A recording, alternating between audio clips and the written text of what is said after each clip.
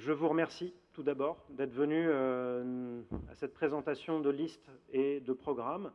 Je vous remercie d'être venu et d'avoir suivi. Il y en a parmi vous qui sont venus à nos réunions, qui ont participé à la co-création du projet. Et nous sommes très heureux aujourd'hui, tous ensemble. Il nous manque quelques candidats qui vont arriver peut-être au cours de la présentation. Mais nous sommes très heureux d'être tous réunis pour que vous puissiez découvrir à la fois les axes du programme qu'on a construit et en même temps les personnes qui vont se présenter candidats pour vous représenter au sein de la municipalité qui va changer donc le 15 mars. Tout d'abord, je me présente, je m'appelle donc Guillaume Dumoulin et nous avons donc depuis le mois de novembre mis en place une réflexion, une dynamique autour de la question de quelle suite, quel avenir pour Chandonnier. Il s'est trouvé effectivement à ce moment-là que des vocations de la municipalité actuelle avaient cessé et qu'il était maintenant le temps de construire de nouvelles équipes. Je ne m'attarde pas sur cet aspect, mais c'est un aspect qui est historique. Et quand j'en ai discuté avec Jean-François Ferron, il était question, effectivement, de savoir quel allait être l'avenir de Chandonnier. Je suis arrivé donc au mois de novembre à essayer d'imaginer ce qui pouvait être la suite. Voilà. Et on a donc entamé le travail avec les conseillers municipaux sortants qui souhaitaient se réinvestir, parce qu'il y a une nécessité de continuité dans les projets engagés, dans les budgets engagés et dans l'ensemble des commissions qui ont été travaillées. Et parmi les 5 qui souhaitaient se réinvestir, 4 ont rejoint la liste et ils vont se présenter aujourd'hui. À partir de ce noyau, on a recruté une équipe on a souhaité, très représentative en termes d'âge, en termes de profession, de compétences et de situation géographique dans la commune. L'objectif, c'était de constituer une équipe la plus représentative possible de l'ensemble des citoyens, de l'ensemble des habitants et des usagers de la commune. Voilà pour cette petite introduction. Nous avons fait donc 6 réunions publiques dans cette salle et dans la salle à Champeaux pour parler de 6 grandes thématiques du programme, 6 grandes thématiques qu'on avait identifiées comme étant majeures dans l'avenir de Chandonnier. Et à partir de là, donc, des personnalités ont décidé de s'investir dans certains projets. On a sollicité beaucoup de monde, des personnes qui étaient investies dans le monde associatif, des personnes investies dans la vie de la municipalité, des personnes investies dans la vie professionnelle, des artisans, des entrepreneurs. Et nous avons réussi à constituer une liste qui, je l'espère, répondra à vos souhaits de citoyens d'être représentés par cette équipe.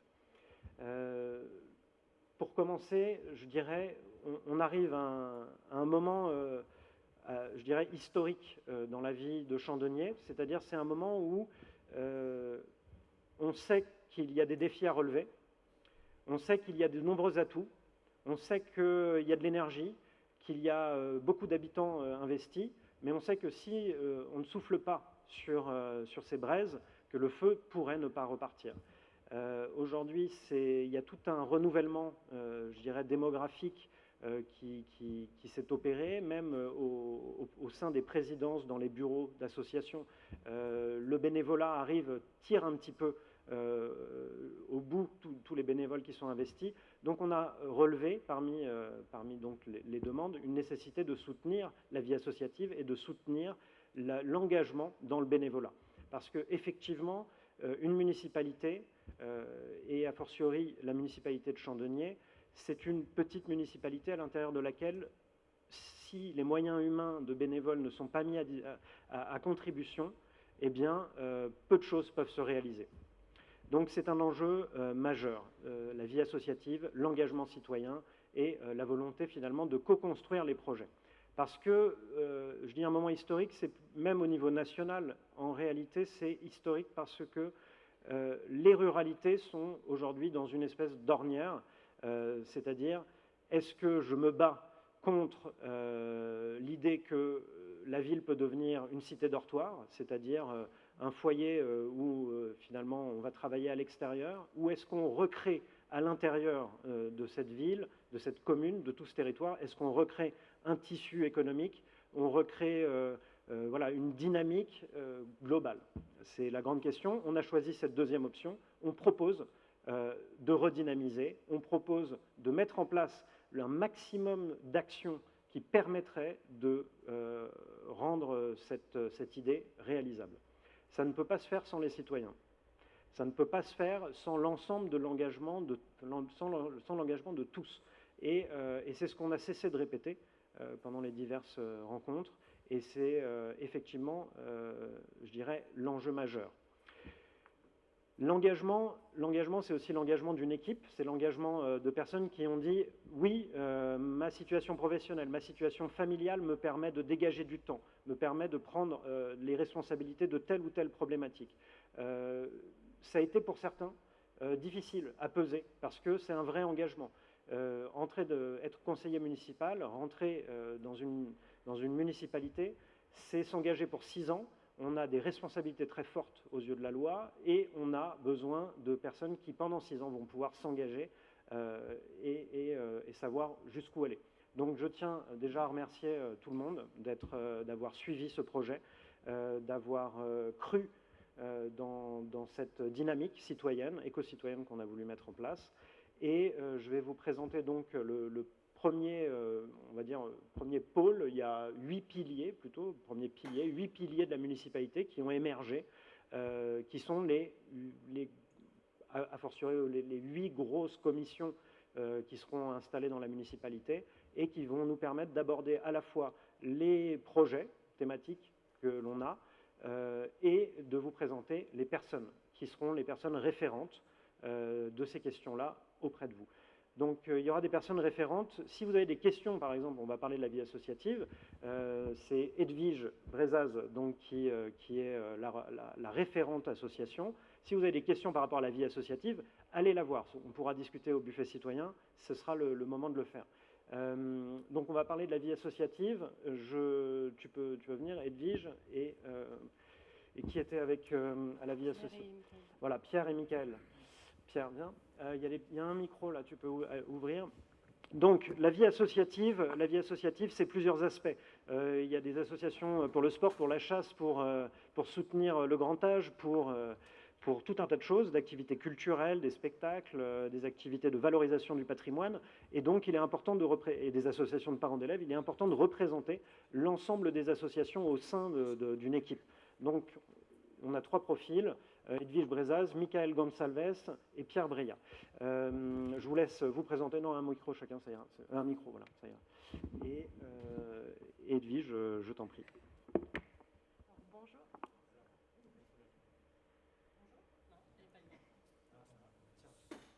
Tiens, je te donne celui-ci.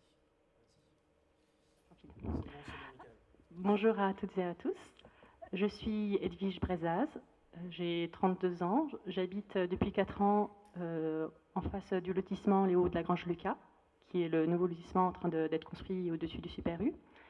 Et donc depuis mon arrivée dans le secteur, je me suis investie dans une association qui s'appelle Gatine et moi, et qui œuvre pour le développement du territoire.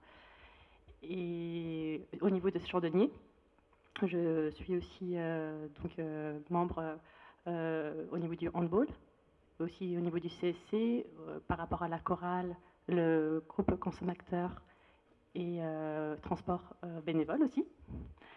Et j'ai récemment rejoint aussi le comité des fêtes et en ce moment je soutiens aussi l'association Partage pour le montage d'un projet. Et je vais laisser la parole maintenant à Pierre.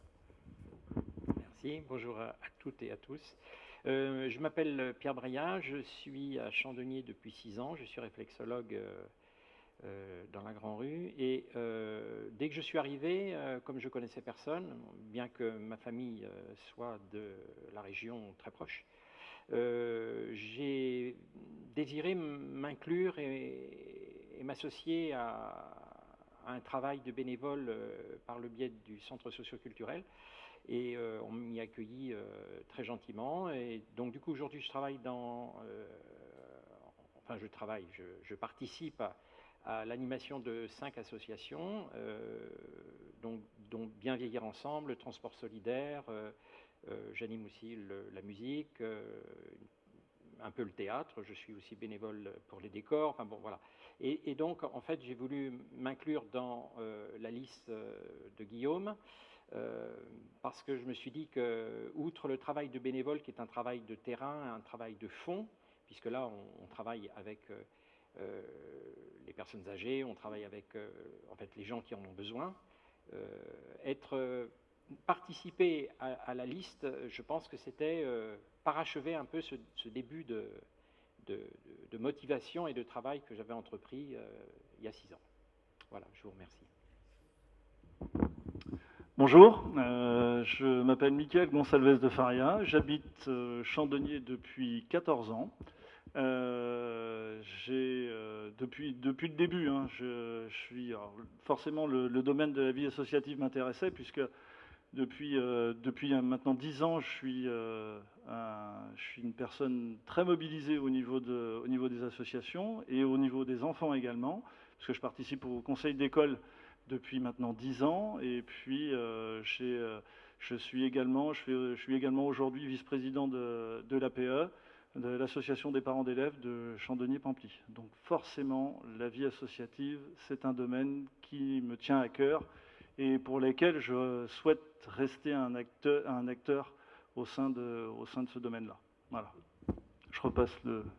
Ah oui, tu voulais dire quelque chose. Vas-y, je t'en prie, bien sûr. Alors j'ai oublié de dire ma formation et ce que j'espérais apporter. Elle est timide, mais très compétente.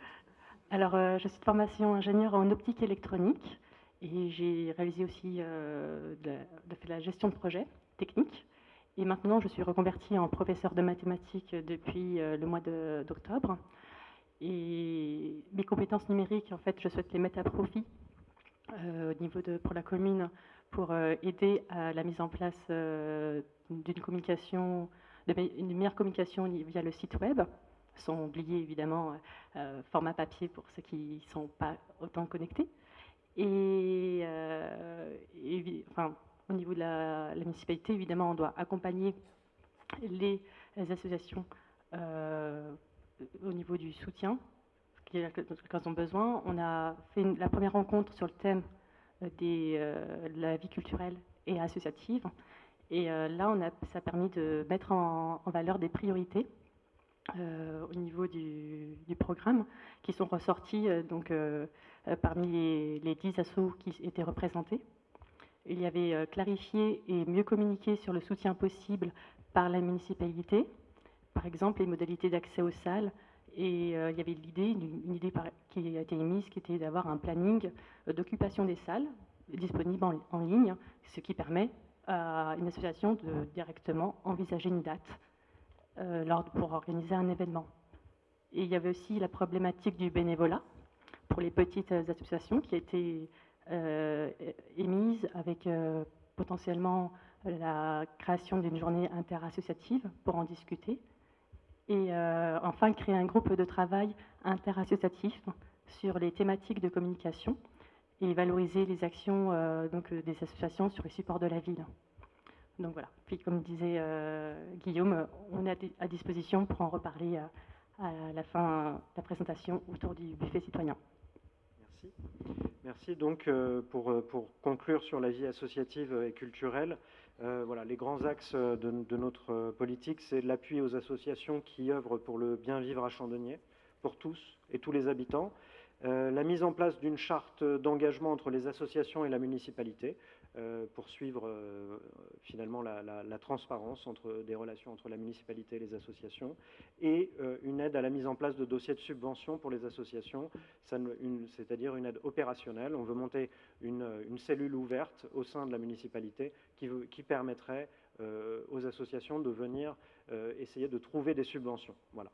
Parce que effectivement, aujourd'hui, l'enjeu, bien évidemment, il est monétaire, économique, et que de nombreuses subventions peuvent être obtenues pour peu que l'on monte les dossiers. Donc ça demande une certaine technicité, ça demande aussi une certaine ardeur au travail, et ça peut être beaucoup de choses à apporter pour pas beaucoup de résultats, mais pour les associations, on pourra les aider dans ce sens. Voilà, pour la vie associative, on a tout dit. Voilà, j'avance vite dans les grands piliers. Tout le programme, toutes nos réflexions et même les comptes rendus des réunions sont sur le site internet téléchargeables, donc n'hésitez pas à vous y rendre.